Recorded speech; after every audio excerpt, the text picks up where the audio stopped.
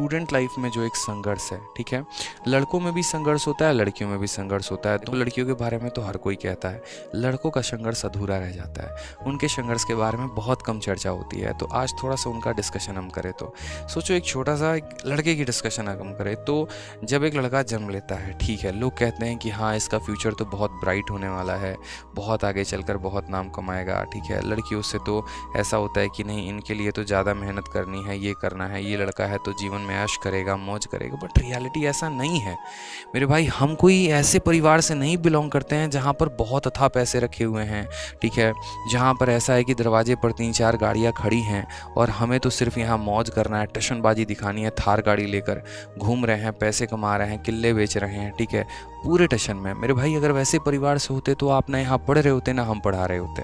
Simple सा हिसाब किताब है। यानी हमारे जीवन में संघर्ष ही संघर्ष है और ये संघर्ष तब शुरू हो जाता है जब हम 8वीं 9वीं क्लास में होते हैं, ठीक है। 6ठी क्लास से तो शुरू हो जाता है, 8वीं 9 से और ज़्यादा होता है। जब हम 8th या 9th क्लास में होते हैं तो उसके बाद से आटा लाओ, ठीक है, चावल लेकर आओ, गेहूं पिसवा के लेके जाओ, घर के जितने छोटे मोटे काम हो गए चलो हम किए जा रहे हैं, ठीक है। उसके बाद क्या होता है जब जीवन में पड़ाव आता है 10वीं क्लास में। और उस 10वीं क्लास में मैंने पर्टिकुलरली, जैसे मैं बिहार से हूँ तो हमारे यहाँ के मोस्ट ऑफ द बच्चे कहाँ जाते हैं तैयारी करने? पटना में जाते हैं, ठीक है। पटना हो गया, दिल्ली हो गया, और इस एक तरीके से कभी कुछ एक आधा अलग अलग जगह चले गए, यूपी बनारस में, तो वो अलग बात है। अब जैसे मानो पटना में कोई जा रहा है तैयारी करने, तो क्या होता है कि वहाँ पर रूम लेके रह रहे हैं, ठीक है, खाना भी खुद से ही बनाकर खा रहे हैं। एक लड़की के लिए बड़ा मुश्किल सा हो जाता है, उसको सारा काम सीखना पड़ता है, सारा काम जो एक तरीके से लड़कियों का काम, मतलब ये नहीं कह सकते लड़कियों का काम है, बट जो आपके घर में आपकी माताजी आपकी बहन कर रही होती हैं, ठीक है, जैसे खाना बनाना, खुद का बर्तन धोना, खुद के कपड़े धोना, इसी तरीके से एडजस्ट करना, सफाई करना, ठीक है। तो सारा काम मेरे भाई यहाँ पर ये सारा काम आपको करना पड़ता है प्रॉपर तरीके से।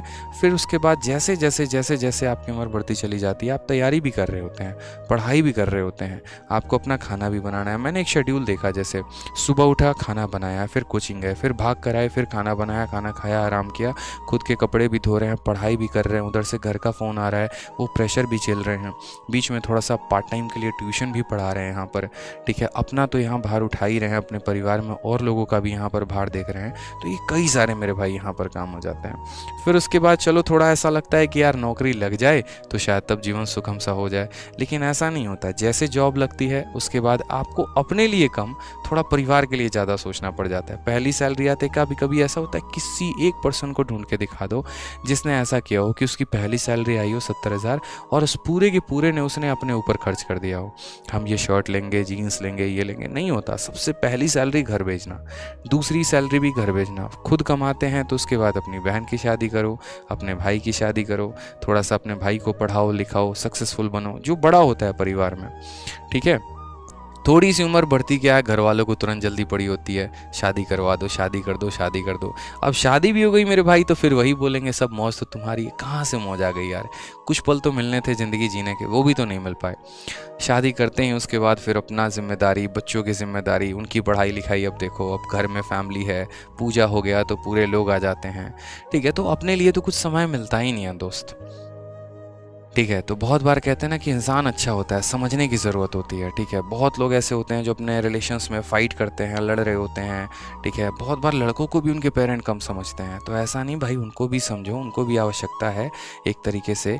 यहाँ पर वो भी फ्रस्ट्रेटेड होता है। कुछ लोग तो ऐसे भी होते हैं मेरे भाई यहाँ पर, ठीक है, मतलब क्या ही बोलेंगे यार, ज़िंदगी में खुद में फ्रस्ट्रेटेड है यार, मतलब ठीक है। बहुत बच्चे तो ऐसे भी होते हैं, ज़रूरत पड़ने पर सिक्योरिटी गार्ड की भी नौकरी करते हैं, बताएंगे नहीं घर पे, क्यों? क्योंकि यार मतलब संघर्ष ही ऐसा है कि बता भी नहीं सकते हैं। क्या पता यार पापा के आंखों से आंसू आ जाए, वो ये सोचे कि यार मतलब लड़के को भेजा था पढ़ने के लिए, क्या कर रहा है। लेकिन वो बताना भी नहीं चाहता कि हम आपसे पैसे नहीं मांगना चाहते, हम खुद के पैर पे खड़ा होकर कुछ करना चाहते हैं, ठीक है। दिक्कत तो ये भी होती है कि जिसके साथ वो रिलेशनशिप में है, प्यार में है, वो उसको भी नहीं बता सकता कि उसका प्रोफाइल क्या है। अगर मानो एक पल के लिए उसने डिमांड कर भी दिया कि आज मुझे पिज़्ज़ा खाने का है मन, और भाई साहब जेब में 500 ही पड़े हुए हैं या 200 ही पड़े हुए हैं और 500 की पिज़्ज़ा आ रही है, तो ना उसको ना बोला जाएगा और ना अपना स्टेटस डाउन देखा जाएगा। ये भी होती है।